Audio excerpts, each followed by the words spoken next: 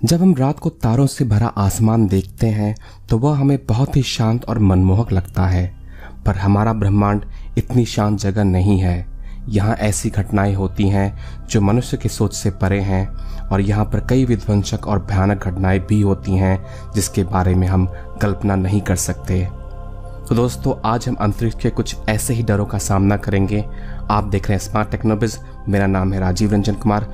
तो आइए दोस्तों, शुरुआत करते हैं। नंबर 5 पर है एस्ट्रॉइड्स एंड कॉमेट।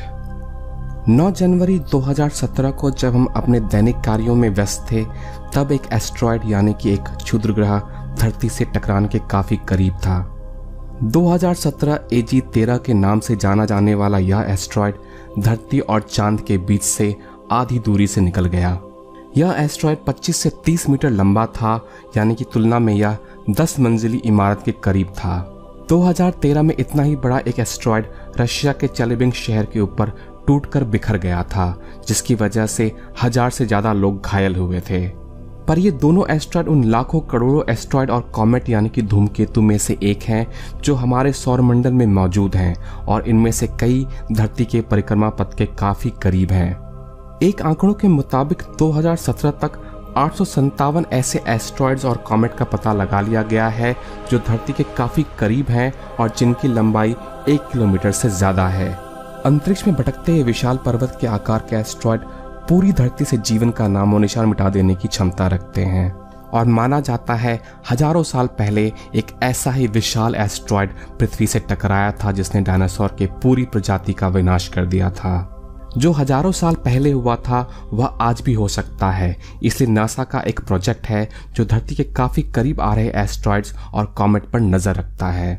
लेकिन यह प्रोजेक्ट भी सिर्फ 1 किलोमीटर लंबाई से बड़े एस्ट्रॉइड्स और कॉमेट पर ही नजर रखता है जो पूरी पृथ्वी पर विनाश ला सकते हैं। पर इनसे छोटे एस्ट्रॉइड हजारों की संख्या में मौजूद हैं जो पृथ्वी से टकरा सकते हैं। इनके टकराने से विश्व स्तर का विनाश तो नहीं होगा, पर यह एक पूरे शहर का विनाश करने की क्षमता रखते हैं। और चिंता की बात यह है कि इन सब पर नजर रख पाना संभव नहीं है। 9 जनवरी को जो एस्ट्रॉइड धरती के काफी करीब से गुजरा था, उसका पता भी धरती के पास से गुजर जाने के बाद लगाया जा सका। लेकिन हम अभी भी सुरक्षित हैं और ऐसा कोई बड़ा हादसा अभी तक नहीं हुआ है। इसके लिए हमें जुपिटर यानी कि बृहस्पति का शुक्रिया कहना चाहिए, क्योंकि बृहस्पति की वजह से हम बचते आ रहे हैं। बृहस्पति का गुरुत्वाकर्षण बल इतना मजबूत है कि यह इन एस्ट्रॉइड और कॉमेट का रुख बदल देता है और हमें इनमें से कई खतरों से बचाता है। नंबर 4 पर है रोज प्लैनेट। अगर एस्ट्रॉइड्स या कॉमेट का पृथ्वी से टकराना आपको भयानक लगता है, तो किसी ग्रह से पृथ्वी के टकराने के बारे में आप क्या सोचते हैं? अभी तक आपने पृथ्वी के किसी ग्रह से टकराने की अफवाह आपने इंटरनेट पर कई बार सुनी होगी, पर ऐसा हो भी सकता है। जब ग्रहों की बात आती है तो ऐसे खगोल पिंड की तस्वीर दिमाग में आती है जो एक निश्चित कक्षा में अपने सितारे की परिक्रमा करता है। अगर सभी ग्रह अपनी अपनी कक्षा में अपने सितारे की परिक्रमा करें तो कोई किसी से नहीं टकराएगा, पर कुछ ऐसे ग्रह भी हैं जो इन नियमों का पालन नहीं करते हैं। ये वह ग्रह हैं जो किसी भी सौरमंडल से बंधे हुए नहीं हैं और खुलेआम अंतरिक्ष में भटकते हुए सीधे आकाशगंगा की परिक्रमा करते हैं। इन ग्रहों को रोज प्लैनेट यानी कि लावारिस ग्रह भी कहा जाता है। ये ऐसे ग्रह हैं जो किसी कारण से अपने सौरमंडल से बाहर धकेल दिए गए हों, या फिर इनका निर्माण अपने आप हुआ हो, ठीक वैसे ही जैसे सितारों का निर्माण होता है। और ऐसे पिंड जिनका निर्माण अपने आप हुआ है, उन्हें इंटरनेशनल एस्ट्रोनॉमिकल यूनियन ने ब्राउन ड्वार्फ का नाम दिया है। और ये लावारिस ग्रह और पिंड भारी संख्या में अंतरिक्ष में मौजूद हैं, और क्योंकि इनका अपना प्रकाश नहीं होता, इन्हें सीधे तरीके से देख पाना संभव नहीं है। वैज्ञानिकों का मानना है कि इनकी संख्या ब्रह्मांड में मौजूद सितारों के बराबर है, यानी कि जितने सितारे आप आसमान में देख रहे हैं उतने ही लावारिस ग्रह भी आसमान में मौजूद हैं। वाइस 0855 एक लावारिस ग्रह है जो अब तक के ढूंढे गए लावारिस ग्रहों में से सबसे करीब है। यह ग्रह पृथ्वी से 7 प्रकाश वर्ष दूर है। किसी लावारिस ग्रह से पृथ्वी की टकराने की संभावना अभी निकट भविष्य में नहीं है, पर वैज्ञानिकों के सिद्धांत की बात माने तो पृथ्वी पहले ही एक ग्रह से टकरा चुकी है। जायंट इम्पैक्ट के सिद्धांत के मुताबिक 450 करोड़ साल पहले एक मंगल ग्रह के आकार का ग्रह, जिसे थिया के नाम से जाना जाता था, पृथ्वी से टकरा गया था। माना जाता है कि यह ग्रह पृथ्वी के समानांतर कक्षा में परिक्रमा करता था और बृहस्पति और बुध ग्रह के गुरुत्वाकर्षण के प्रभाव से यह पृथ्वी की कक्षा में आकर पृथ्वी से टकरा गया।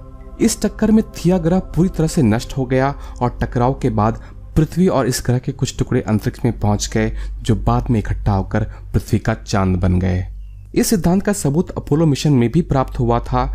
जब इस मिशन द्वारा चांद से लाए गए नमूनों का परीक्षण हुआ तो यह पाया गया कि इनकी संरचना पृथ्वी पर मौजूद मिट्टी की संरचना से मेल खाती है। नंबर 3 पर है हाइपर वेलोसिटी स्टार। एक लावारिस ग्रह से ज्यादा खतरनाक क्या हो सकता है? एक लावारिस भटकता सितारा। तो आइए मिलते हैं हाइपर वेलोसिटी स्टार से। हाइपर वेलोसिटी स्टार एक ऐसा सितारा है जो काफी तेज गति से अंतरिक्ष में चलता है। इनकी गति इतनी तेज होती है कि ये आकाशगंगा की एस्केप वेलोसिटी से भी ज्यादा होती है। ऐसे तो अंतरिक्ष में हर चीज गतिमान है, यहाँ तक कि हमारे सितारे भी गतिमान हैं और यह आकाशगंगा का चक्कर लगाती हैं। पर आम तारों की गति 100 किलोमीटर प्रति सेकंड होती है, तो वहीं हाइपर वेलोसिटी स्टार की गति 10 गुना ज्यादा यानी कि 1000 किलोमीटर प्रति सेकंड होती है। और कुछ हाइपर वेलोसिटी स्टार ऐसे भी हैं जिन्होंने आकाशगंगा से सफर करते हुए अब वो आकाशगंगा से बाहर निकल चुके हैं। हाइपर वेलोसिटी स्टार कैसे बनते हैं, इसके 2 सिद्धांत हैं और दोनों ही सिद्धांतों में एक बात समान है कि हाइपर वेलोसिटी स्टार का जन्म बाइनरी स्टार सिस्टम यानी कि 2 तारों के मंडल से होता है। बाइनरी स्टार सिस्टम में 2 तारे होते हैं जो एक दूसरे के साझे द्रव्यमान के केंद्र यानी कि सेंटर ऑफ मास की परिक्रमा करते हैं। पहले सिद्धांत के मुताबिक अगर ये बाइनरी स्टार सिस्टम किसी ब्लैक होल के समीप चले जाते हैं तो संभव है कि इनमें से एक तारा ब्लैक होल के गुरुत्वाकर्षण के बल में फंस जाएगा और दूसरा तारा तीव्र गति से बाहर फेंक दिया जाएगा, जो हाइपर वेलोसिटी स्टार बन जाता है। दूसरे सिद्धांत के मुताबिक जब इन बाइनरी सिस्टम में से एक सितारे में सुपरनोवा का विस्फोट हो जाए तो दूसरा सितारा विस्फोट के कारण तेजी से बाहर धकेल दिया जाएगा, जिसकी वजह से वह हाइपर वेलोसिटी स्टार बन जाएगा। नंबर 2 पर है रोज ब्लैक होल। अब हम बात करेंगे अंतरिक्ष के विशालकाय दानवों की यानी कि ब्लैक होल की। ब्लैक होल एक ऐसे खगोलीय क्षेत्र है जहां गुरुत्वाकर्षण इतना तेज होता है कि उसके अंदर जाने के बाद कुछ भी बाहर नहीं आ सकता, यहां तक कि प्रकाश भी नहीं। माना जाता है कि हर आकाशगंगा के मध्य में एक विशालकाय ब्लैक होल मौजूद होता है और हमारे आकाशगंगा के मध्य में भी एक विशालकाय ब्लैक होल मौजूद है। जो भी वस्तु इस ब्लैक होल के गुरुत्वाकर्षण के क्षेत्र के अंदर आता है वह वस्तु इस ब्लैक होल के द्वारा निगल लिया जाता है और वह हमेशा के लिए उस ब्लैक होल का हिस्सा बनकर रह जाता है। ब्लैक होल में गिरने के लिए आपको इसके करीब जाना पड़ेगा, लेकिन हाल ही में चौंका देने वाली एक खोज हुई है जो इन ब्लैक होल को और भी भयानक और डरावना बना देती है।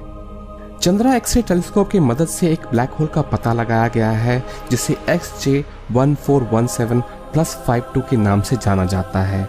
यह ब्लैक होल किसी आकाशगंगा के मध्य में नहीं है, बल्कि यह रोज ब्लैक होल है यानी कि एक भटकता हुआ ब्लैक होल है। इस ब्लैक होल को लेंटिकुलर आकाशगंगा के किनारे पर देखा गया है और यह आकाशगंगा पृथ्वी से 450 प्रकाश वर्ष दूर है।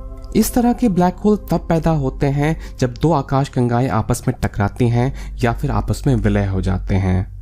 और इस तरह के ब्लैक होल भयानक और डरावने इसलिए हैं क्योंकि यह अंतरिक्ष में भटकते हुए अपने आसपास आ रहे चीजों को निगल सकते हैं। नंबर 1 पर है कोलिजन ऑफ गैलेक्सीज यानी कि आकाशगंगाओं का टकराव।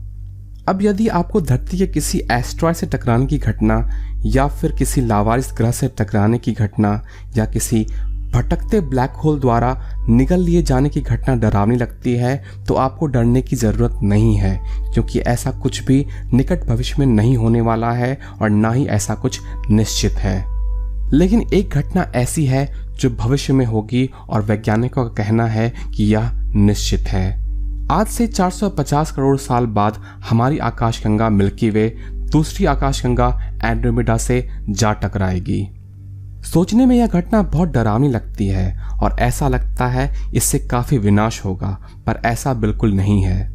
इन दोनों आकाशगंगाओं के टकराने से इनके किसी भी सितारे के एक दूसरे से टकराने की संभावना ना के बराबर है, क्योंकि सितारों के बीच में दूरी इतनी ज्यादा है कि इनका आपस में टकराना संभव नहीं है। इस टकराव से इन दोनों आकाशगंगाओं का आपस में विलय हो जाएगा और इनके बीच में मौजूद ब्लैक होल भी एक दूसरे में विलय होकर एक विशालकाय ब्लैक होल बना लेंगे। अब सवाल आता है कि इस टकराव से हमारे सौर मंडल पर क्या प्रभाव पड़ेगा। तो जवाब यह है कि इस टकराव से सौर मंडल और उनके ग्रहों पर कोई खास असर नहीं आएगा। बस इतना होगा कि हमारा सौर मंडल विलय के बाद बने आकाशगंगा के और भी बाहर की तरफ चला जाएगा। लेकिन यह सब देखने के लिए शायद मनुष्य जाति मौजूद ना हो, क्योंकि उस वक्त तक धरती की सतह बहुत गर्म हो चुकी होगी, जहां पर तरल पानी का रहना संभव नहीं होगा, इसलिए जीवन भी समाप्त हो जाएगा। और ऐसा इसलिए होगा क्योंकि सूरज की रोशनी उस वक्त तक 35 से 40% बढ़ चुकी होगी और सूरज अपने जीवन के अंतिम क्षणों में होगा।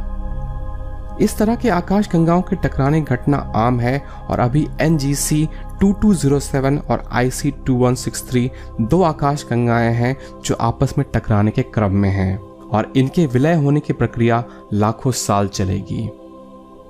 आशा करता हूं दोस्तों आपको यह वीडियो पसंद आया होगा। अगर पसंद आया तो लाइक ज़रूर करें और सब्सक्राइब ज़रूर करें, क्योंकि मैं इस चैनल पर ऐसे ही इंटरेस्टिंग वीडियो शेयर करता हूं।